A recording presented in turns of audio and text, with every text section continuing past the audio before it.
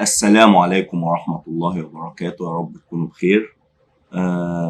الحلقة اللي فاتت شفنا تاني لاين من الكينجز انديان أو دفاع هندي الملك.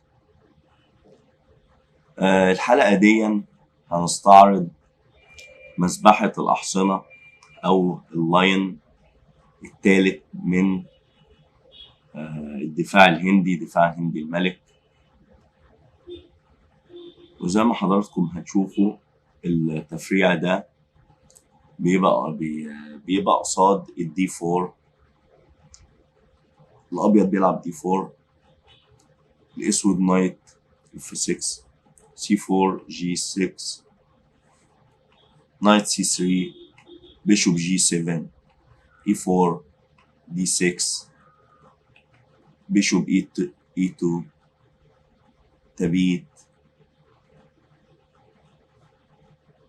نايت اف 3، اي 5، والاسود بيضرب الوسط. الابيض بيلحق يبيت بسرعة. والنقلة بتاعتنا النقلة السابعة نايت بي دي 7.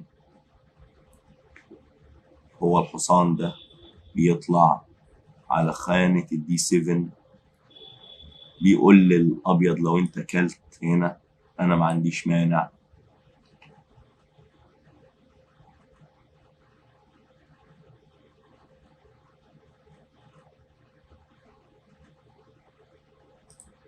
بس الأبيض بيكمل انتشاره بالفيل، بيقول له لأ، كل انت وانا اكل بعد كده.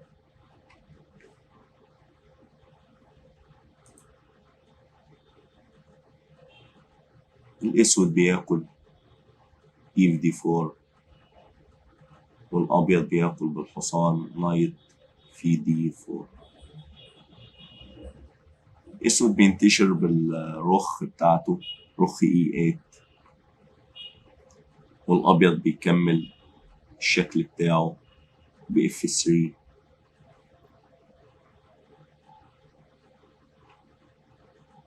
وده الشكل اللي بيبقى متعارف عليه في اللاين ده. تعال نشوف شكل تاني. أبيض دي 4 على طول الافتتاح بتاعنا.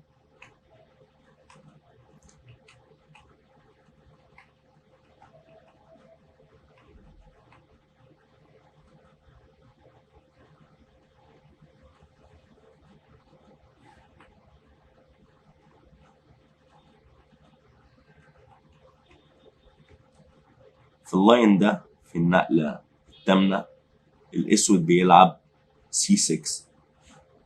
سي 6 دي بتقول للأبيض الحصان بتاعك ده ممنوع ينط هنا في الخانة دي أو دي.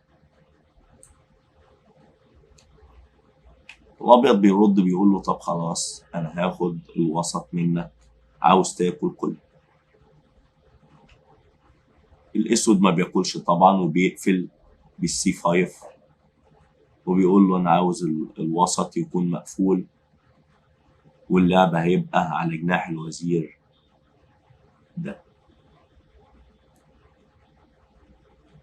الحصان بيرجع نايت اي 1، عاوز يطلع هنا أو هنا. الأسود كذلك نايت اي 8 وجي 4. الأبيض بيلعب جي 4، بيقول له أنت ما عندكش الاف 5 دلوقتي، ممنوع اف 5. وده